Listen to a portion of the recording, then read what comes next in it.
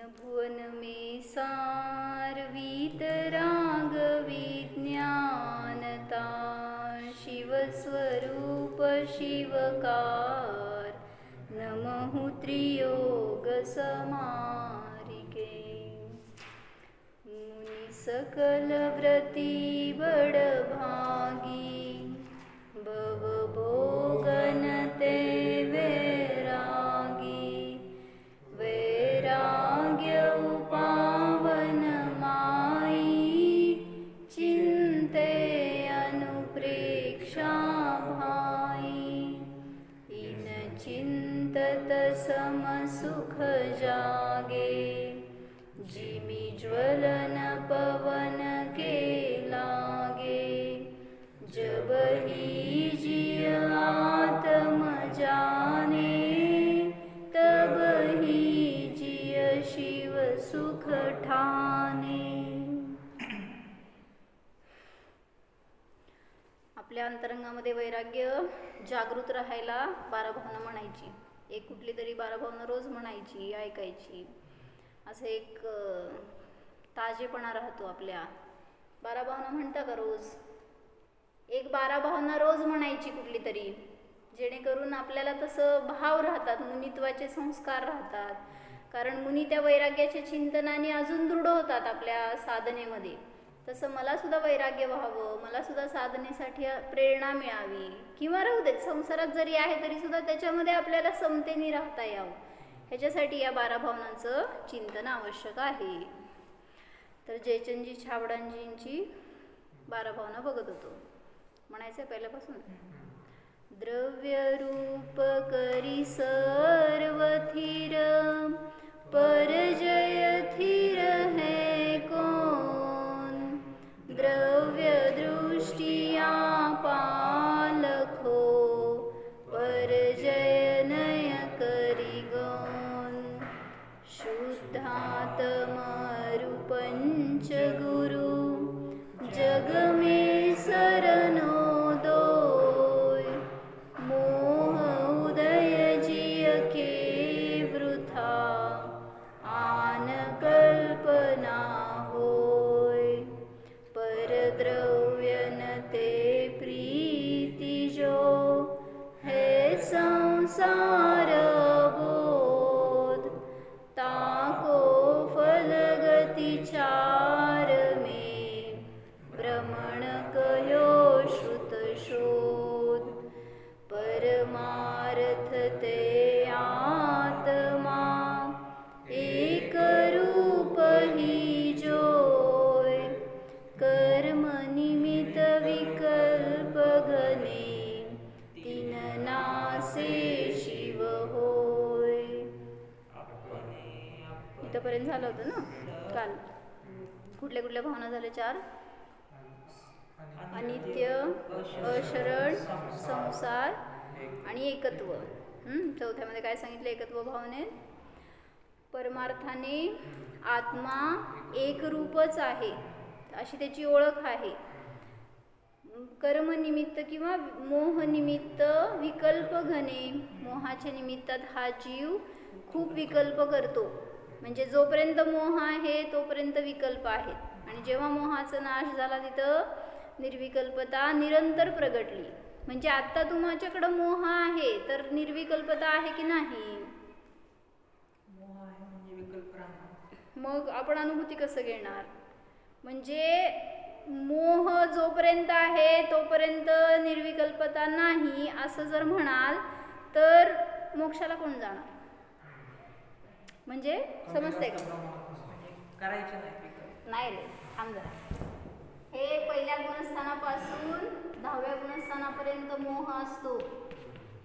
मोहाचा उदय आहे, सत्व आहे, बंध आहे, 12व्या गुणस्थानापर्यंत मन, आणि ह्याच्या पुढचे सगळे 14व्या गुणस्थानापर्यंतचे जीव 12व्या गुणस्थानापासून 14व्या गुणस्थानापर्यंतचे आणि सिद्ध, हे सगळे कसे असतात? मोहरहित असतात। तर मग जर असं म्हणाल की मोह असणारा निर्विकल्प होऊ शकत नाही, तर इथपर्यंत जाणार कसं निर्मोहतेपर्यंत? म्हणजे समजून घ्यायचं की मोहाचा उदय असताना, मोह म्हणजे किती प्रकारचे हो? कुठले? दर्शन मोह म्हणजे मिथ्यात्व आणि चारित्र्य मोह म्हणजे कशाय. मग मिथ्यात्व असेल तर चढू शकणार नाही वर, म्हणजे आपली प्रगती करू शकणार नाही. पण चारित्र्य मोह म्हणजे कशायांचा उदय असेल तर इतकी बाधा नाही आहे. तुम्हाला श्रद्धान व्हायला ते अडथळा करत नाहीत, तुम्हाला डगमगवणार, कशाय आहेत ते अस्थिर करणार, पण च्युत करू शकत नाहीत. म्हणून याच्यात जेवढी शक्ती आहे ना दर्शन मोहामध्ये, तेवढी शक्ती चारित्र्य मोहामध्ये नसते. मग मिथ्यात्वात सहित असणाऱ्या चारित्र्य मोहामध्ये शक्ती आहे. कुठलं चारित्र्य मोह असतं मिथ्यात्वाबरोबर? पहिल्या गुणस्थानामध्ये कुठलं चारित्र्य मोह असतं माहित आहे? माहित आहे तुम्हाला? मी सांगितलं हो म्हणणार. चारित्र्य मोहाचे भेद कुठले कुठले? अनंतानुबंधी, अप्रत्याख्यानावरण, प्रत्याख्यानावरण आणि संज्वलन. मिथ्यात्वाबरोबर कुठले कशाय असतात? अनंतानुबंधी. म्हणजे आहेत तर चारीचा उदय, पण अनंतानुबंधीची तीव्रता असते आणि ते मिथ्यात्वासहित असताना त्याच्यामध्ये शक्ती जास्त आहे, त्यामुळे ते तुम्हाला पुरुषार्थ करू देत नाही. पण उदयात असताना काय म्हणायचं, मिथ्यात्व सुद्धा तुम्हाला थांबवणारं नाही आहे. तुम्हाला जसं आज आम्ही काय उदाहरण वाचलं की विष, कोणी वैद्य आहे तर तो वैद्य वेगळ्या वेगळ्यांना वेगळं वेगळं औषध देतो. असं का? एखादा शीत रोगी असेल त्याला उष्ण औषध देतो, एखादा उष्ण रोगी असेल त्याला शीत औषध देतो. मग असं का डिफरंट त्याच्यामध्ये? मग तसं सांगितलं की वस्तूकडे पाहण्याची दृष्टी कशी आहे त्याच्यानुसार तुम्हाला ती ग्रहण होणार. म्हणजे द्रव्याकडून पाहिलं तर वस्तू स्थिर आहे आणि पर्यायाकडून पाहिलं तर अस्थिर आहे. मग दोन्हींचं ज्ञान असणारा जीवच वस्तूला यथार्थ ग्रहण करू शकतो आणि ज्याला ते ज्ञान नाही आहे तो मिथ्यादृष्टी आहे. म्हणून सांगितलं मिथ्यात्वाचा उदय असताना तो जीव पुरुषार्थ करू शकत नाही. उदय असताना, उदय निरंतर असतो पहिल्या गुणस्थानात. मिथ्यात्वच स्वतः कर्म आहे ते. दर्शन मोहनीय नावाचं जे कर्म आहे तर त्याच्यातच अशी शक्ती आहे की ते तुम्हाला ॲक्च्युली माझी शक्ती येते, मी तसं प्रगट करत नाही, तिथं बहिरंगात ते निमित्त असतं. मग मला एक सांग, मिथ्यात्व गुणस्थान हे पहिलं आहे, या गुणस्थानात असणारा प्रत्येक जीव मिथ्यात्वाच्या उदयात निरंतर असतो. ते ध्रुव उदयी म्हणली जाते ती प्रकृती. ध्रुवबंदी आणि ध्रुव उदयी जेव्हा मिथ्यात्व गुणस्थानात आहे तेव्हा, म्हणजे काय समजते का? निरंतर त्यांना त्याचा उदय असतो, निरंतर बंध असतो, निरंतर सत्व असतं मिथ्यात्वाचं पहिल्या गुणस्थानात. निगोदी कशाला? तुम्ही आम्ही पण जे सम्यक दर्शन नाही प्राप्त केले सगळे जीव, एकेंद्रियापासून पंचेंद्रियापर्यंत, मनुष्य, तिर्यांचे देव, नारकी, निगोदी, हे सगळे झाडपानं सगळे जीव त्याच्यामध्ये आले. कारण सगळ्यात जास्तीत जास्त राशी इथंच आहे. कारण पंचेंद्रिय संज्ञी जीवच याला क्रॉस करू शकतो. पहिल्या गुणस्थानात सगळी जीवराशी आली मिथ्यादृष्टी. मग मला काय सांगायचं होतं की मिथ्यात्वाचा उदय तर निरंतर आहे. मग मिथ्यात्व तुम्हाला जर निर्विकल्प होऊ देत नाही तर कोण पुरुषार्थ करणार, कोण मोक्षाला जाणार? म्हणजे महावीरांचा जीव सिंहावस्थेमध्ये होता, त्यावेळेस तिथं मिथ्यात्व होतं त्याच्याजवळ, त्या हरिणाच्या जीवाला खात होता तो. मग उदय होता का नाही मिथ्यात्वाचा? त्याच वेळी चारण मुनी आले आणि उपदेश दिले, इकडं परिणती बदलली आणि सम्यक दर्शन प्राप्त झालं.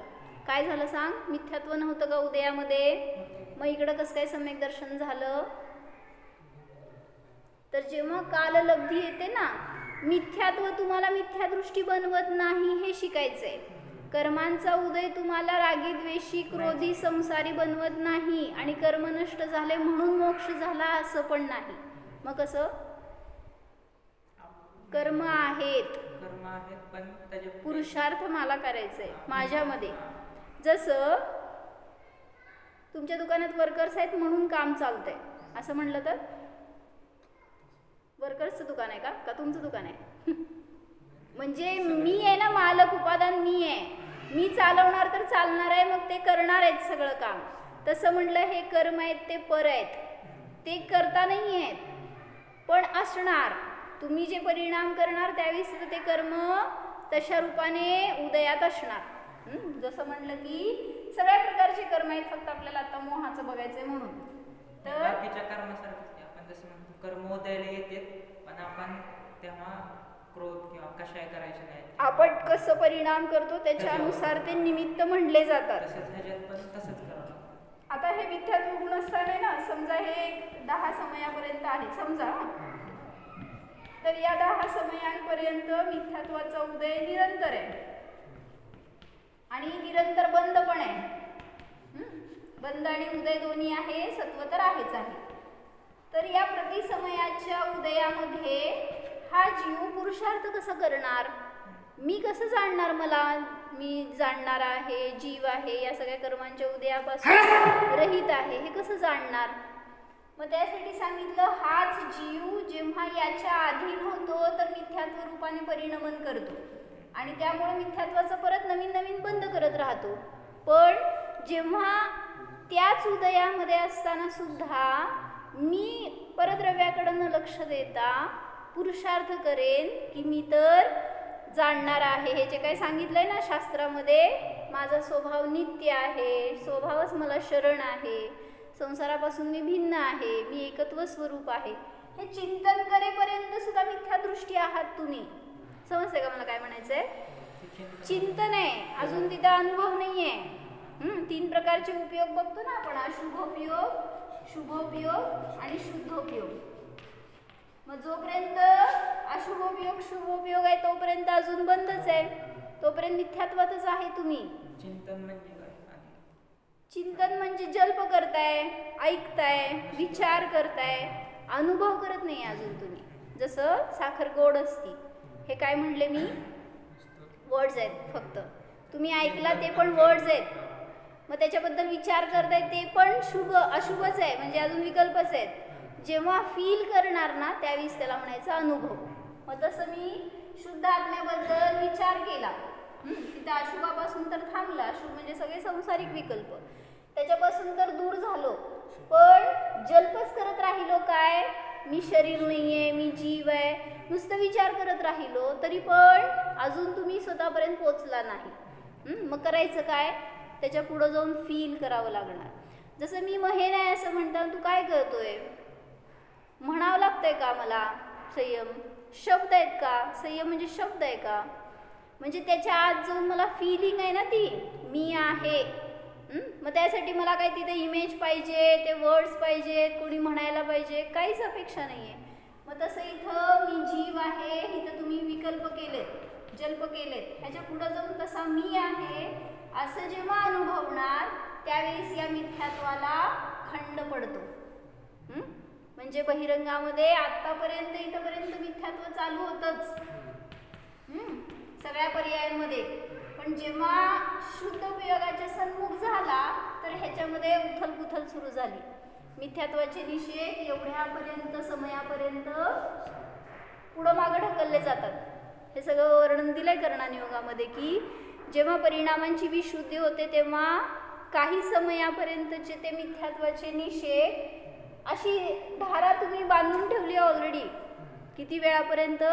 असंख्यात वर्ष, कोडी कोडी वर्षांपर्यंत आत्ता केलेल्या परिणामांनी मिथ्यात्वाचे निषेध किती बांधले गेलेत, कर्म असंख्यात वर्षांपर्यंत बांधले गेलेले आहेत. त्यामुळं काळजी करू नका, येणारच आहे ते उदय सतत. फक्त जिथं तुम्ही पुरुषार्थ करणार तिथं तो खंड पडणार तेवढा. इथं जाईपर्यंत केलेला पुरुषार्थ आहे बरं का, इथं गेल्यावर नाही करत पुरुषार्थ. हा जीव इथं शुभोपयोगात आला ना तेव्हाच इथं इथल्या कर्मांना वर खाली करायचं कार्य सुरू केलं त्यांनी, आणि त्यामुळे ही जागा मोकळी झाली इथंपर्यंत जाईपर्यंत. ह्याला म्हणायचं असतं अंतरायाम असा शब्द आहे. म्हणजे काय? अंतरपाठ माहीत आहे? नाही माहिती? लग्नात असते भैया ते म्हणमच झाल्यास म्हणजे अंतर करायला तोपर्यंत तुम्हाला तुमच्याकडे चान्स आहे. मागच्या मागे सरका आणि भेदविज्ञान करा. तसं काय असतं अंतरपाठ मामा? अंतरपाठ म्हणजे काय? काय म्यूट पडदा ना. मग तसं आत्मा आणि परद्रव्य याच्यामध्ये अंतरपाठ आहे. मग इथं हा अंतरायाम म्हणायचं. मग इथं त्यांनी केली अशी रचना की तू पुरुषार्थ करू शकणार तिथं. मग तो मिथ्यात्व तुला आडवं येणार नाही, त्याचं बाधा होणार नाही, ते तुला स्वभावापासून दूर करू शकणार नाही. मग इथंपर्यंत गेला हा जीव तोपर्यंत मिथ्यात्व आहेच उदयात. आणि जेव्हा इथून प्रवेश केलाय हा अंतरायामामध्ये तर अनुभव करतो, निर्विकल्प जाणीव होते त्याला.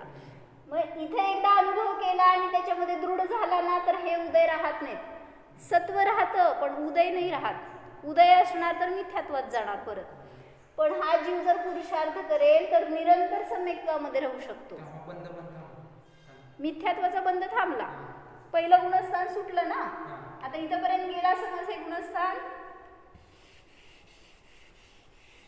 कुठलं आलं, इथंपर्यंत पहिलं गुणस्थानच आहे. आता जर असंयन सम्यक दृष्टी असेल, अव्रती असेल कोणी आणि तो सम्यक दर्शनाला प्राप्त होतोय तर इथं लगेच चौथ्या गुणस्थानात गेला. जर एक देशव्रती असेल, श्रावक असेल, कोणी शुल्लक शुल्लिका असे त्यागी असतील, वस्त्रधारी, तर पहिल्या गुणस्थानातून पाचव्या गुणस्थानात जातो. आणि जर मुनी असतील तर सहाव्या गुणस्थानामध्ये सविकल्प दशा असते. त्यामुळे इथं निर्विकल्प अनुभव करतोय तोपर्यंत सातवं गुणस्थान, पुन्हा विकल्पात गेला की सहावं गुणस्थान. मग इथं त्याला उदय कशाचा असतो, हा मग सहाव्यात येतो. मुनींच्या बाबतीत तसा पहिल्यातून चढताना सातव्यातच जातो आणि मग सहाव्यात येतो, परत सातव्यात जातो. अजून सम्यक दर्शन झालं नसेल, मुनी दीक्षा असेल तेव्हा सहाव्यात नाही तेव्हा पहिल्यात सम्यक दर्शनच नाही तर वर पहिल्या गुणस्थानाच्या वर जागाच नाही तुम्हाला. त्यामुळं पहिल्या गुणस्थानाच्या वर चढायचं तर पुरुषार्थ एक फक्त निर्विकल्प अनुभवच आहे, बाकी इतर कुठला नाही. तर म्हणून सांगितलं, काय सांगत होते मी, हा आता इथून बाहेर पडल्यावर कशाचा उदय,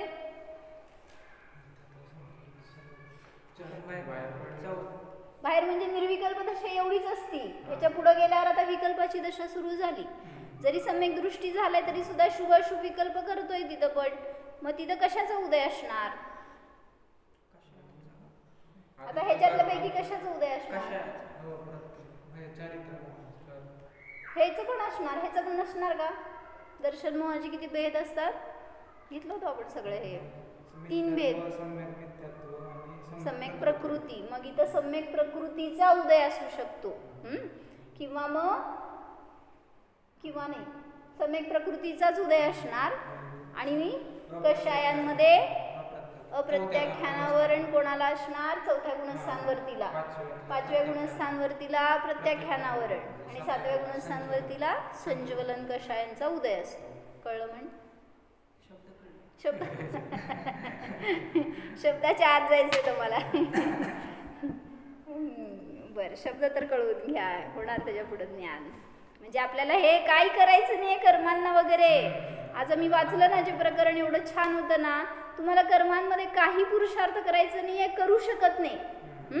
बायकोला किती बदलू शकता हो मामा, बायकोला किती बदलू शकतो, किती बदलायचंय, असं कायापालट होऊन जावं असं वाटतंय का. त्यांच्यामध्ये काय करू शकत नाही, किती हेल्पलेस आहे आपण. मग तसं म्हणलं इथं कर्मांमध्ये पण काय करू शकत नाही. तुम्ही पुरुषार्थ कुठं करू शकता, स्वभावामध्येच, बाकी परद्रव्यात नाही. कशासाठी सांगितलं,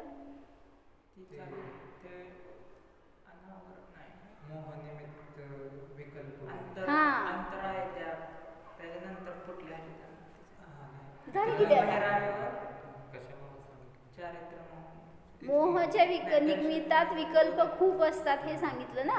मग मोह आहे तोपर्यंत विकल्प आहेत, असं जर म्हणलं तर निर्विकल्प कोण होणार नाही, ह्याच्यासाठी सांगत होते. मग कधी मोह आहे आणि कधी विकल्प आहेत, कधी निर्विकल्प आहे. मोहाचा उदय इकडे आहे कर्मांमध्ये आणि तुमचा पुरुषार्थ इकडे आहे. मग तुम्ही पुरुषार्थ केला तर मोह थांबतो, मोह तुम्हाला आडवं येणार नाही. तुम्ही जोपर्यंत तुमचं बळ कमी आहे तोपर्यंत ते बलवान असणार. ते कर्म तुम्हाला म्हणलं जाणार की मोही बनवतात, मिथ्यात्वी बनवतात. पण कर्म काय करू शकत नाही, एका द्रव्याचं कार्य दुसरं द्रव्य करत नसतं. नाहीतर संपल्यावर परत उदयाला येणार. कसंही तुमची श्रद्धा ढळली की परत मिथ्यात्व उदयाला येतं.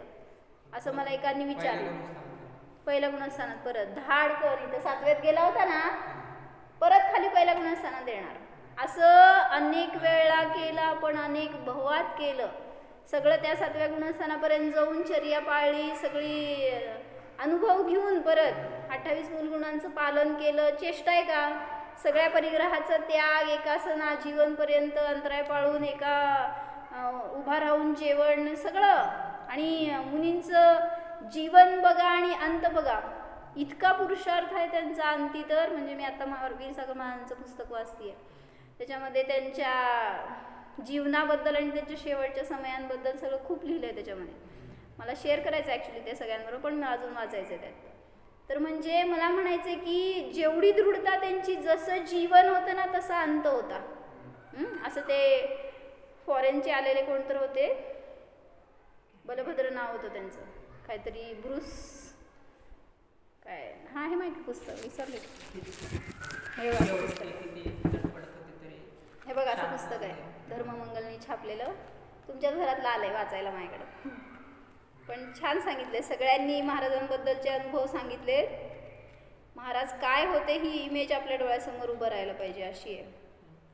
ज्यांनी बघितलं नाही आहे त्यांच्यासाठी. त्यांनी लेटर लिहिलं जेव्हा महाराज गेले ना त्यावेळेस इंग्लिशमधून. त्याचे ब्रूस कोस्टेन नाव आहे त्यांचं, टोरंटोचे. तर त्यांनी सांगितलं, मी सगळं नाही वाचत, 1-2-3 वाक्य चांगली वाटली मला. Although Maharaji is no longer with us, his teaching is continuing and forms the basis of what I try to help people learn here on this side. त्यांनी जाऊन तिथं सगळा प्रचार प्रसार केला. म्हणजे त्यांना ते ॲप्रिशिएट झालं होतं ना, त्याच्यामुळं ते इतरांना सांगू शकले, दाखवू शकले तसा मार्ग. तो आनंद आहे हे त्यांनी कॉन्फिडंटली सगळ्यांना पटवून देऊ शकले. Importantly, people are informed that the pure soul formula and meditation are the insights of Veersagar Maharaj Ji. I am merely the humble student who tries to help people understand and implement the pure soul teachings of Veersagar Maharaj Ji, so that they can experience the effects of their efforts and the greatness of our Jain religion. नाही ते वाक्य आलं नाही ह्याच्यामध्ये, समजलं ना काय सांगितलं आहे? काय सांगितलं? त्यांनी जसं जगले तसं त्यांचं मरण झालं असं लिहिलं आहे त्यांनी एक वाक्य.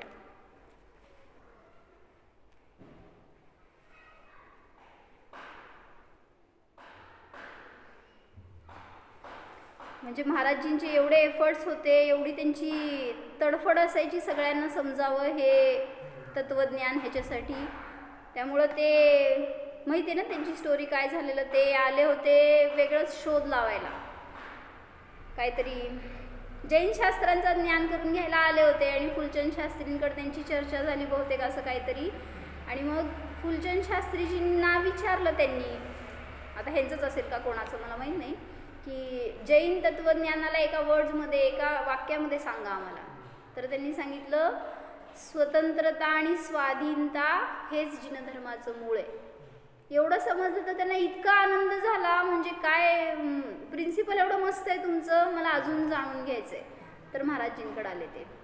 आणि मग महाराजजींकडून जे मिळालं ना, किती दिवस ते गेले नाहीत.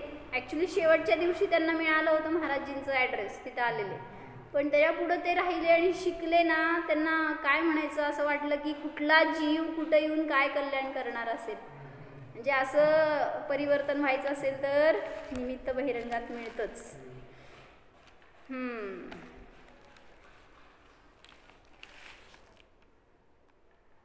हां इथं आहे. It is noteworthy that Virsagar Maharajji ended his life as he lived, inspiring people with his example. काय कळलं? जसं ते जगले तसंच त्यांचा अंत झाला. म्हणजे त्यांनी एक वागले आणि एक झाले असं नाही. शास्त्राला करा. तर जसं जगले तसंच त्यांनी स्वीकारलं आणि तशाच प्रकारे त्यांचा अंत झाला. कुठून आलं? आम्ही फलटण. होय, बसा वेळ असं. आज दीक्षा घेतली. माताजी मागं आहेत. दर्शन होईल थोड्या वेळाने. एक 10 मिनिटं थांबताल? हो. होईल. बसा इथं. काय शिकवत? आमचं छडाला चालू आहे. 12 भावना घेतोय.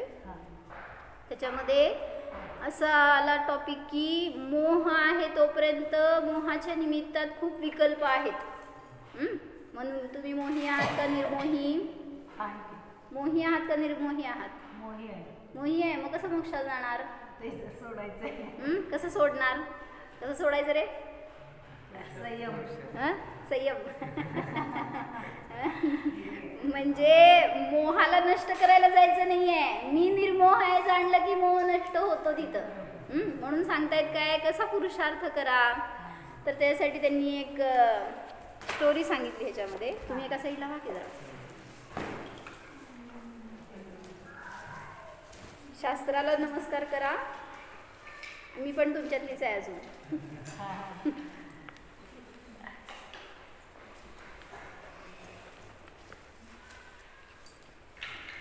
एका साईडला बसा म्हणलं तर तुम्ही आपलं अंतरायामच करून टाकला. सगळे खाली बसायचे रोगी आहेत काय? होय. जवळ या की जवळ. मी काय करत नाही, पण मला नाही दिसत तुम्ही तर काय करत. दुपारी झुंबर असतं का? दुपारी कधी हो कधी नाही. हे पोरांवर असते. तुमच्यासाठी जागा ठेवून दिली त्यांना. चला भैया लोकांना, माझ्या मानेचा व्यायाम करणार आहे तुम्ही लोक. तर इथं काय सांगायला लागले, तुम्ही संसारात राहता. या इथं समोर. असं काय मी रिकाम्या चट्यानं सांगू काय?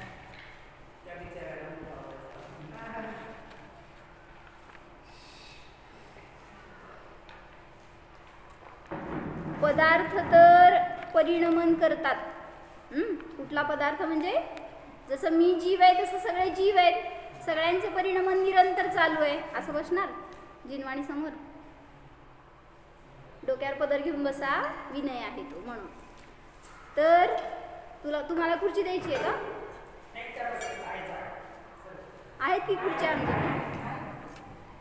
तर काय सांगितलं की प्रत्येकाचं परिणमन स्वतंत्र आहे. मग मला वाटते यांनी असं परिणमन करावं, त्यांनी तसं करावं. मग तुम्ही का नाही करत हो? मला वाटते की तुम्ही सगळ्यांनी दीक्षा घ्यावी. दीक्षा बघून आला ना, संस्कार काय केले, त्यांचं छान होऊ दे, त्यांची साधना अशी घडू दे. माझी एक दिवस काय केली तुम्ही भावना? अशीच एक दिवस दीक्षा. काय केली महेल? काय? मला अशी दीक्षा घ्यायची, अशी साधना करायची, अशी भावना केली तर दीक्षा बघून उपयोग आहे. नाही तर काय दुसऱ्यांना ढकलून मोकळं. मग परिणमन करू शकत नाही कोणाचं हे सांगायचं आहे. त्यांना भलीवलय भावना झाली असेल की इथे सगळे अनुमोदना करायला आलेल्या सगळ्यांना हा मार्ग मिळावा, सगळ्यांनी कल्याण करावं. आता जावा की माताजींकडे. माताजी हेच सांगणार तुम्हाला. काय आता किती वाजता चालू असते? माताजींकडे दर्शनाला आलोय. सांगते की ऐका की. काय म्हणले, तयारी करून जावा म्हणजे दीक्षा घेऊनच याल बाहेर. बर. तर असं परिणमन दुसऱ्याचं करू शकत नाही ह्याच्यासाठी म्हणून करवण्याचे भाव आहेत ना, हा मोह आहे. आणि जिथं मोह आहे तिथं विकल्प आहे, तिथं संसार आहे. तोपर्यंत तुमची प्रगती होऊ शकत नाही. तोपर्यंत तुम्ही कुठल्या गुणस्थानात?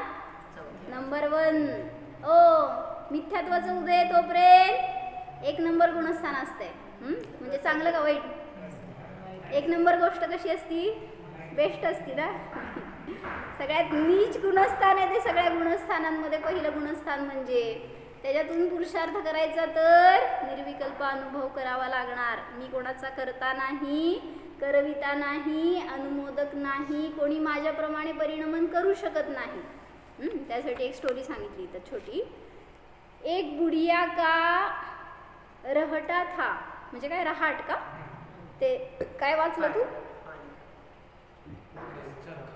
कातण्याचं, हां, सूत कातण्याचं काहीतरी एक मशीन आहे. आता रहटा म्हणजे चरखा असतं का? बर. सूत कातने में उसका तकुआ टेढ़ा हो गया.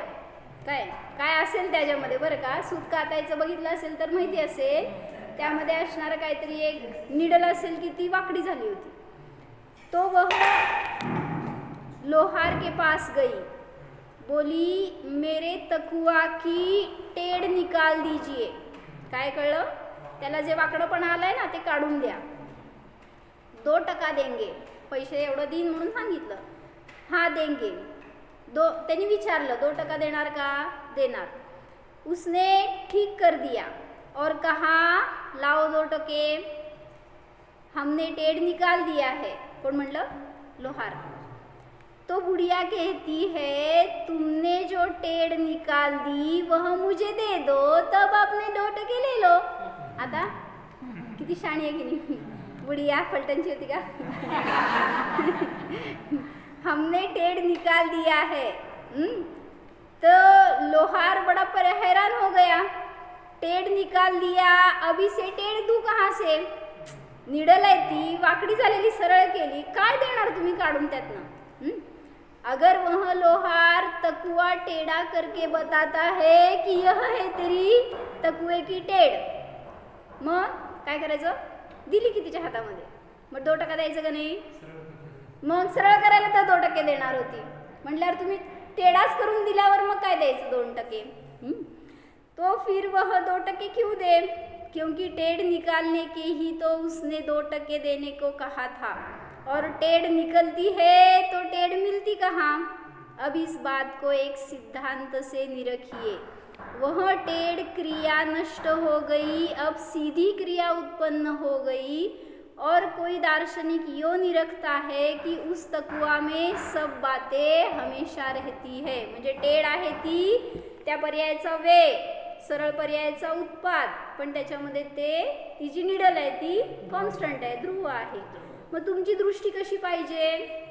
तुम्ही काय बघत राहताय? पर्याय अशी नको अशी पाहिजे, ही गेली, ही नष्ट झाली, मला सुखाची पर्याय सतत पाहिजे, ही भावना करताय तर किती राहणार आहे तुमच्याजवळ? कशी राहणार? सुखाचा विषय धरा तर सगळ्या पर्यायांमध्ये सुख आहे, आपण त्या पर्यायाला धरतोय म्हणून सुख नाही आहे. जसं सगळे फलटणचे आहेत का?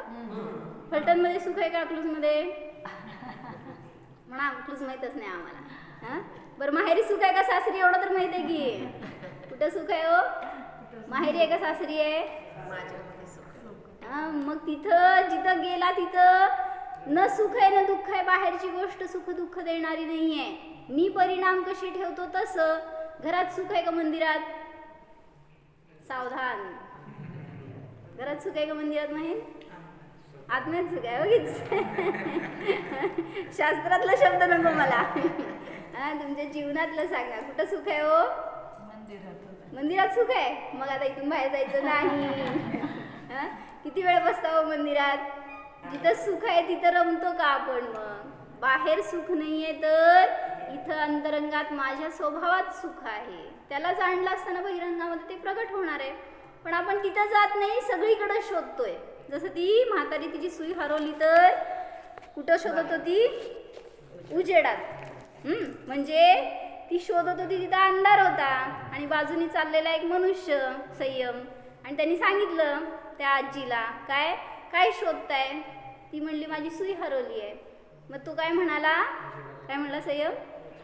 म्हणला अंधारात कशी मिळेल, उजेडात शोध. ती गेली रस्त्यावर, लॅम्प चालू होता ना, तिथं जाऊन शोधू लागली. सुई हरवली होती कुठं? घरात.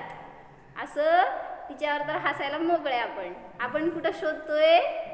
जाऊ आता घरात बघू. घरात किती मिळणार आहे हो?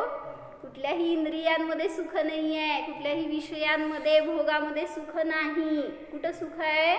माझं सुख माझ्यामध्ये. तर मी का दुसऱ्यामध्ये अडकतोय? का त्यातून सुख काढायचा प्रयत्न करतोय? कधीच निघणार नाही. म्हणून निर्णय करा की मला सुखी व्हायचंय तर स्वतःचा आधार करायला पाहिजे. ध्यान करता? सगळे हो म्हणा ना. ध्यान हे सुखाचं साधन आहे. मग ते नाही केलं तर कसं करायचं ध्यान? काय करायचं ध्यान करायचं म्हणजे?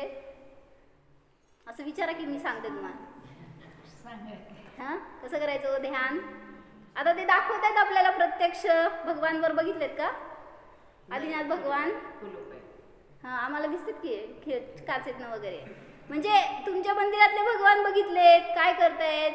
आशीर्वाद देत आहेत, गप्पा मारतायत, उपदेश देत आहेत, हां ध्यान करतायत. मग ते तुम्हाला सांगतायत ध्यान करा, हेच सुखाचा मार्ग आहे. कुठल्याही देवामध्ये ती कला नाही आहे जी कला जिनेंद्र भगवंतांमध्ये आहे.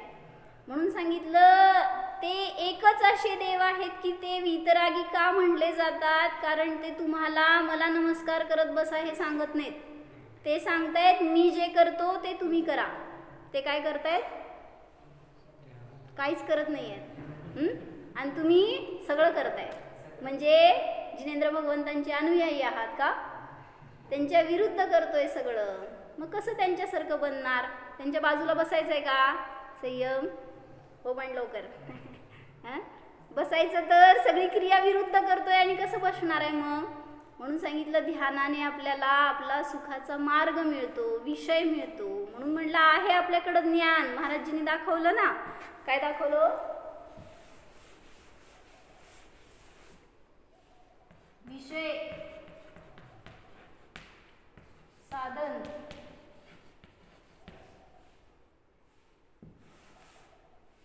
म्हणजे एक ऑब्जेक्ट आहे समजा हा विषय. या विषयावर बॅटरीने फोकस मारला तुम्ही तर ही वस्तू प्रकाशित झाली आणि या वस्तूचं रिफ्लेक्शन एखाद्या पडद्यावर बघितलं आपण तर ती वस्तू इथं दिसली तुम्हाला.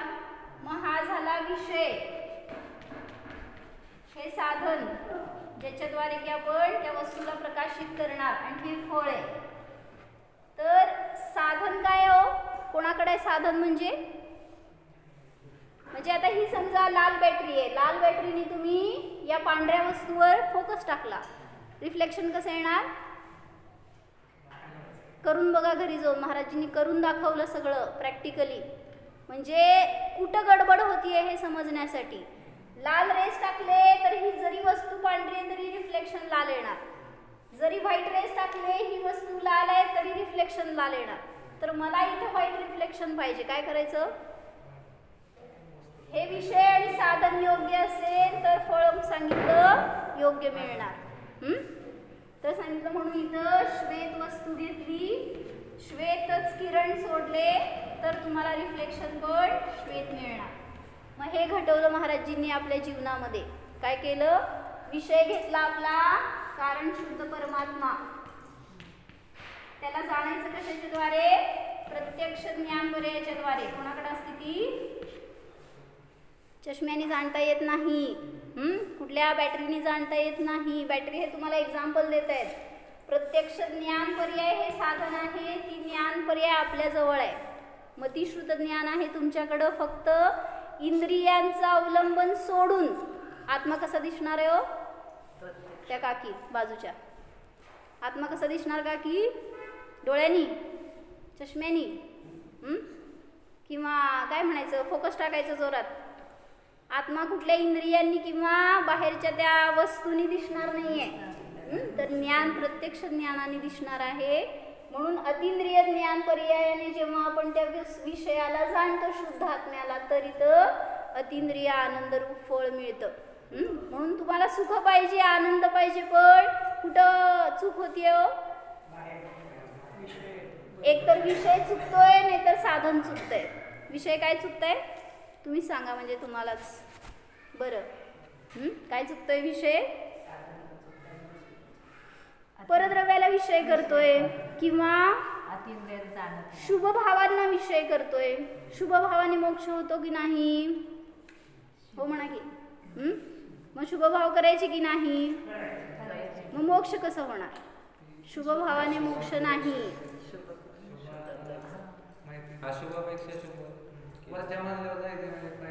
होय सगळे आमच्याकडं विद्वान आहेत, प्रवचनकार आहेत आता. म्हणजे महाराजजींनी सांगितलं तुम्हाला रोडवर जायचंय, तुम्ही घरात बसलेले आणि मध्ये अंगण आहे, मग बाहेरचा रस्ता म्हणजे रस्त्यावर आहे तुम्हाला आत यायचंय. रस्ता म्हणजे अशुभ भाव आणि घर म्हणजे शुद्ध भाव आहेत. मग त्याच्यासाठी अवलंबन घ्यावं लागणार, मधल्या पायऱ्या, अंगण जे काय असेल ते, त्याच्याशिवाय आत नाही येऊ शकणार. मग घरात असतो तोपर्यंत विकल्प काय, काय ना काय सांसारिक सगळे विचार म्हणजे अशुभ भाव आहेत. कुठलेही असू देत, अशुभ भावच आहेत ते. जसं मुलांना शुद्ध भोजन बनवून खाऊ घालायचंय, शुभ भाव का अशुद्ध भाव? मुलं म्हणले की लगेच शुभ झाले काय? मुलांना घरातलं जेवण बनवून खाऊ घालायचंय, पोटभर द्यायचंय, त्यांना आनंद व्हावा, हे भाव आहे. शुभ का अशुभ? काय काकी इतकं विचार करत आहे? अशुभ म्हणायला काय एवढं वेळ लागलं? मग जेवण दिसाले का काय डोळ्यासमोर? कसले भाव आहे तो? अशुभ भाव आहेत. कारण संसारवर्धक आहेत ते. जेवण हे काय मोक्षाला नेणार आहे का तुम्हाला? मग तुमचं असू दे नाही तर पराचं असू दे, जेवण करा, करवा, काही असू देत, त्याचे भाव म्हणजे अशुभ भाव आहेत. पण तेच सांगितलं तुम्हाला, त्यागीला आहारदान करायचंय म्हणून तुम्हाला स्वयंपाकाचे विकल्प, त्या चौक्यामध्ये काम करायचे भाव, तिथं जाऊन धडपड जे काय कराल तुम्ही, तिथं योगदान दिला, ते भाव सांगा. बोला की सगळे, काय झालं? शुभ भाव आहेत का? कारण विचार काय आहे तो? त्यागीची चर्या निरंतर व्हावी, त्यांची साधनेमध्ये अनुकूलता व्हावी, हे भाव आहेत ना. मग तशा भावपूर्वक तुम्ही का नाही स्वयंपाक करत आपल्या घरातल्यांसाठी, स्वतःसाठी? म्हणजे हे भाव ठेवा ना की धर्माची साधना सगळ्यांची उत्कृष्ट होऊ दे, म्हणून हे मी कमवतो, हे मी खर्च करतो, हे दान करतो, हे मी स्वयंपाक आदी करतो. या भावनेने कराल तर त्या अशुभापासून किंचित वाचाल. किंवा कोणाला अशुद्ध भाव, बाहेरचे खाण्याचे भाव न होत म्हणून मी हे बनवतो, ठीक आहे, ह्याच्यामध्ये सुद्धा जीव हिंसेचं पालन झालं म्हणून शुभ भाव झाले. पण शुभ भाव पण धर्म नाही. खाणारा नाही आहे, जाणणारा आहे, हेच हा अनुभव, हे संस्कार, ही जाणीव, हेच शुद्ध भाव आहे. मग त्या शुद्ध भावाला प्राप्त करायचं तर या 12 भावनांचं चिंतन खूप सुंदर रीतीने सांगितलं त्यांनी. कुठल्याही 12 भावनांचं, एखाद्या 12 भावनांचं चिंतन रोज करायला पाहिजे, जेणेकरून आपल्यामध्ये वैराग्य जिवंत राहतं. सगळे विरक्त आहात का? नाही का? रागी आहात? नाही, स्वभाव कसा आहे आपला? विराग आहे. त्यामुळं त्याला अनुभवा तर विरक्त आहेच आपण. असं वाटतंय की नाही? संस्कार तरी करा की हा संसार म्हणजे, म्हणा की सगळेजण, काय मीच म्हणायचं, माझा संसार तर असारच आहे. म्हणजे संसार दुःखाची गोष्ट आहे, संसार ही नष्ट करण्यायोग्य गोष्ट आहे. संसार सुखाची वस्तू नाहीच. म्हणून कोणाचाही संसार असू दे, चक्रवर्तीचा संसार चांगला होता का नाही हो? लय चांगला होता का? तुमच्याकडे काय नव्हतं ते सगळं त्याच्याकडे होतं, मग चांगला होता का वाईट? किती वाईट वाटायला, वाईट म्हणायला तुम्हाला? त्याचा संसार आहे, तुम्हाला का त्रास व्हायलाय? वाईट म्हणून टाका, तुम्ही कशाला घाबरताय?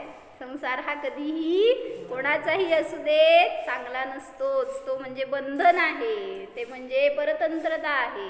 म्हणून ज्याला स्वतंत्र जगायचं त्यांनी शुद्ध आत्म्याचा अनुभव करा, त्याचं अवलंबन घ्या, तरच सुखी होणार. हो, ताट बसा, हातावर हात ठेवा, डोळे अलगद बंद करा. झोपायचं नाही आहे, जाणायचं आहे. जाणा. शरीरापासून भिन्न स्वतःचा जीव पहा. हा मी जीव सर्व परद्रव्यापासून सर्वथा भिन्नच आहे. सर्व परद्रव्य अचेतन आहेत. मी आत्मा चेतन द्रव्य आहे.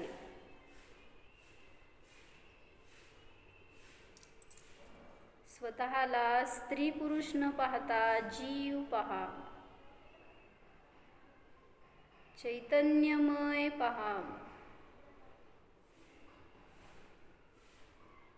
संसार करणे हा माझा स्वभाव नाहीच.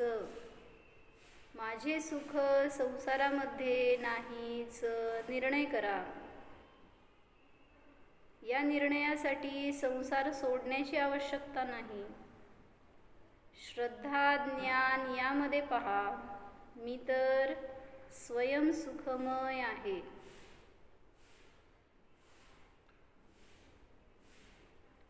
जसे जिनेंद्र भगवान तसाच मी.